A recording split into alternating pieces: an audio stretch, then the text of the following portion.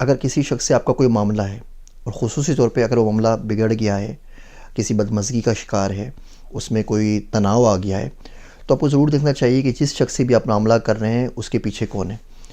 अगर तो उसके पीछे अल्लाह है, अगर तो वो बंदा अल्लाह से कोई ताल्लुक़ रखता है, उसका नमाज और ज़िक्र से कोई ताल्लुक़ है, उसका तालीम और सफ़र से कोई ताल्लुक़ है, तो अब यकीन जानिए कि अगर वो अल्लाह से करीब है तो आपका नुकसान उससे अगर हो भी गया है तो आपके थोड़े से नुकसान की वजह से अल्लाह ताला अपने दोस्त को आपके हवाले नहीं करेंगे।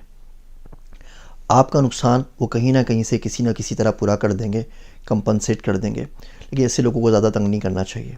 याद रखने की बात है, ऐसे शख्स को कभी कुछ नहीं कहना चाहिए जिसके पास अल्लाह के सिवा कोई ना हो, क्योंकि उसके पास कोई और तो है नहीं ना। वो आपसे किसी कमिश्नर से शिकायत करेगा, ना किसी एमपी से शिकायत करेगा, ना एमएनए के पास जाएगा, ना वज़ीर आज़म के पास जाएगा, ना पुलिस में जाएगा। उसके पास कोई भी नहीं है।